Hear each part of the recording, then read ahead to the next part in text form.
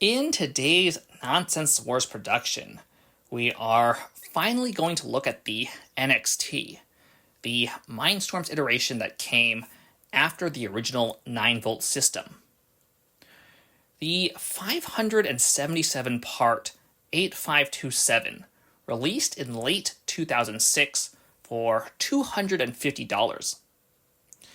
This particular copy came from 4-Bar Linkage's personal collection, and unfortunately we could not find the box, and we had to substitute a couple parts here and there. While we don't have the box, we have everything in a box. Practically all the parts are studless, and most are relatively common, minus the electronics and some odds and ends, like the red and blue balls and the 4x12 tool number 4. However, many parts do come in a very rare color. For whatever reason, LEGO made all the white-looking parts very light bluish gray. This is the Bricklink name. They only use this color for the NXT, and it really falls somewhere between regular white and regular light bluish gray. This makes the parts somewhat useless for anything that actually needed the latter two colors. The NXT brick itself measures about 15 by 9 studs, and it has pin connections on the sides and the bottom. It has a screen and some buttons on the top, and a cover for the batteries on the bottom. It no longer communicates with the flaky infrared tower, but with standard USB instead. The 4 inputs and 3 outputs look like Ethernet connectors, but they are actually something like phone connectors with the tab offset. The built-in interface has much better quality of life than the primitive display and controls on the RCX. We won't go too far down this rabbit hole, but to say the least, the UI makes it easy to read inputs and write to outputs, and most usefully of all, the device does not need a firmware flash every time it loses power. The NXT motors are weirdly shaped and just as awkward to use. I believe they are the first discrete LEGO motors with built-in encoders, but the encoders sit near the core of the unit with a long drivetrain between the core and the output. This perhaps poorly architected setup means that the output has a ton of slop that the software can't know about or compensate for. The motor is also very difficult to take apart, so we will not do that for this video. A quick note on the software itself. LEGO actually still has the 2.0 version available on their website, but it has a completely different set of models than the 1.0 version. As with the original Mindstorms, we could not find a download of the 1.0 software anywhere, and we had to get it from the original disc. That being said, both versions installed and ran without any problems on Windows XP. The projects are also set up more like Mindstorms 2.0 than Mindstorms 1.0. We get 4 big models rather than more smaller projects, though each model has submodules that build up to the final thing. We will look at 3 of the 4 big models, the Tribot, the Robo Arm T-56, and the Alpha Rex, and their associated submodules. All of the instructions are purely digital with contemporary styling and no animations. The Tribot is presumably the beginner build since it's also the first one. It starts with a basic chassis with two directly driven wheels and a caster, and it just goes backwards and forwards by turning each motor a certain number of turns. We will look at the programming in a little bit more depth at the end.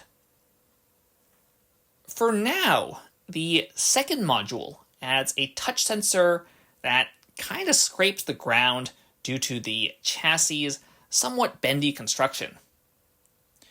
Now the robot can drive forward until it hits an obstacle and then reverse for a certain distance.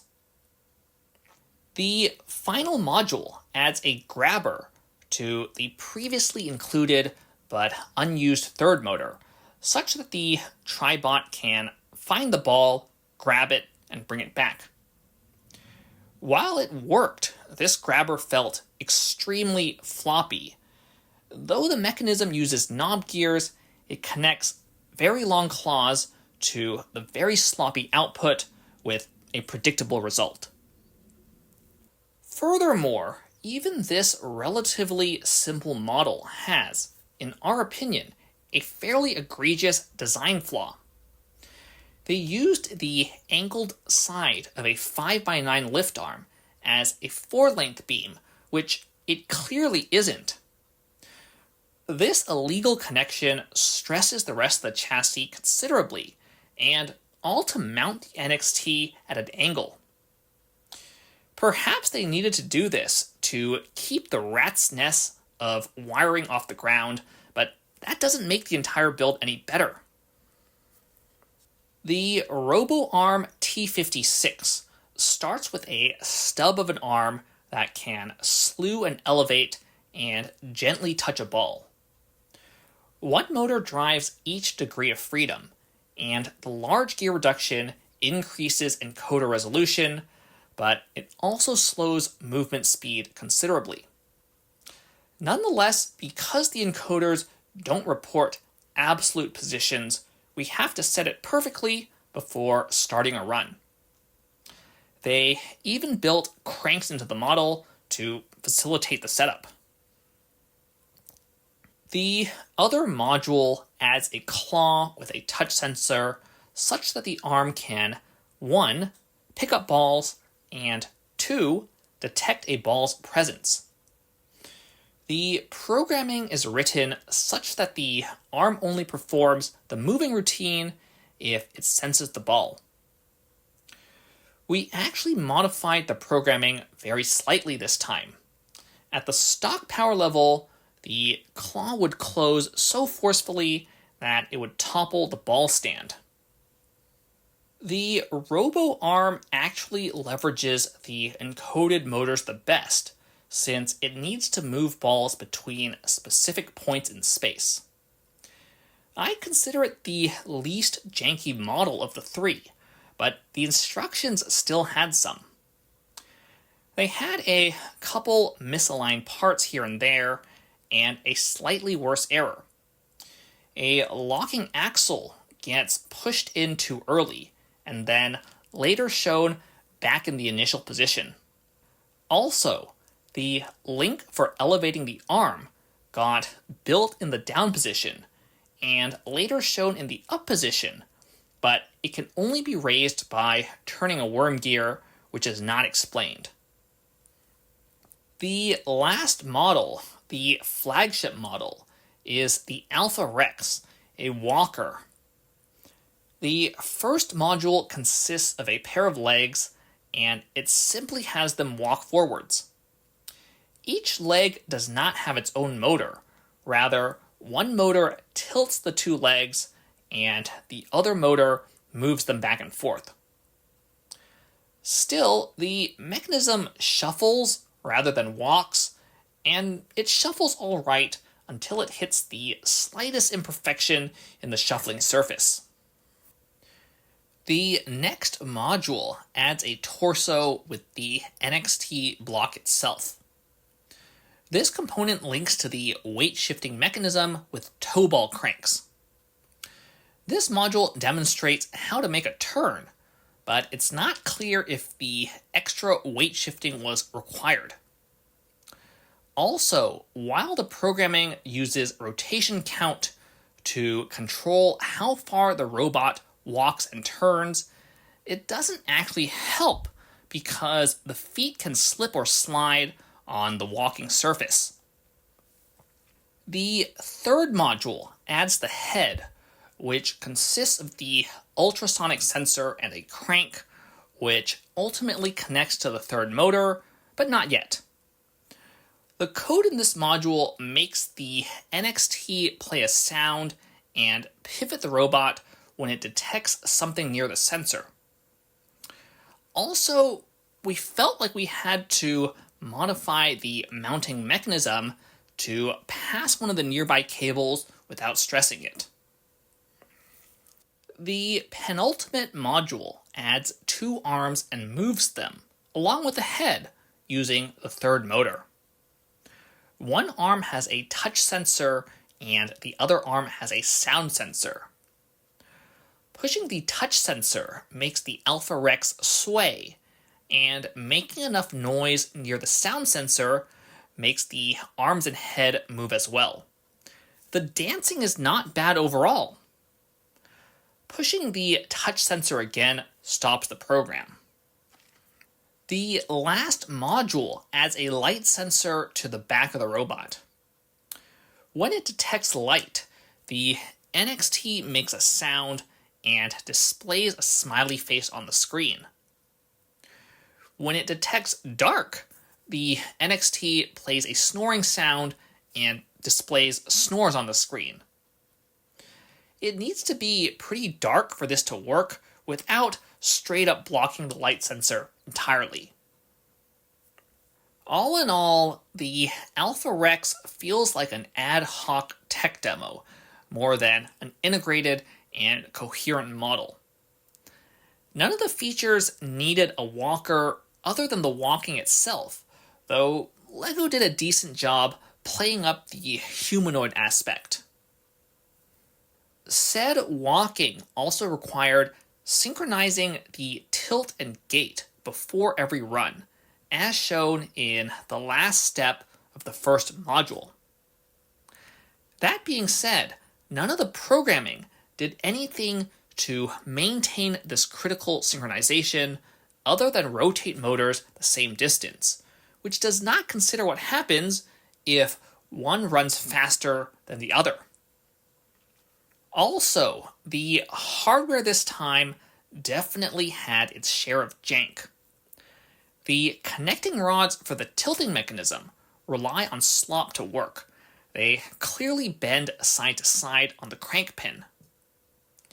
Just as appallingly, the motors for the walking mechanism simply hang inside the legs, with nothing securing them other than the output shaft.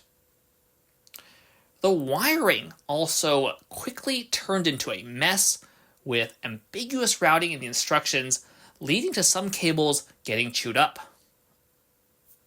Finally, let's take a look at the programming. We did not dive too deep into this, as the provided code mostly seemed to work. That being said, we still had to write all of it. LEGO does not provide any sample files, though they do show exactly what to input. The UI here is a bit clunky with the directions on the right, but most of the block options at the bottom. The coding blocks themselves don't look like either the OG Mindstorms blocks or the more contemporary powered up blocks, but they mostly behave the same way. Blocks can connect to each other inside or outside of various control loops, and the NXT supports multiple threads as well. For example, the Alpha Rex has one thread showing a pulsating heart on the NXT screen, and another thread doing anything else. Some blocks are dedicated to displaying images and playing sounds on the NXT. It should support adding custom images and sounds, but using a lot of media in a program will balloon the program size. Just going through the stock programs, we had to clear out the storage a couple times over the course of this review. Compared to Powered Up, it feels like there are more options inside fewer blocks rather than fewer options in more blocks, and I think the former is actually a little more intimidating than the latter. We might look at programming more if we do a follow-up video. Let us know in the comments what you want to see. On that note, this is the end of the video. Please consider subscribing if you like what we do, and have a nice day.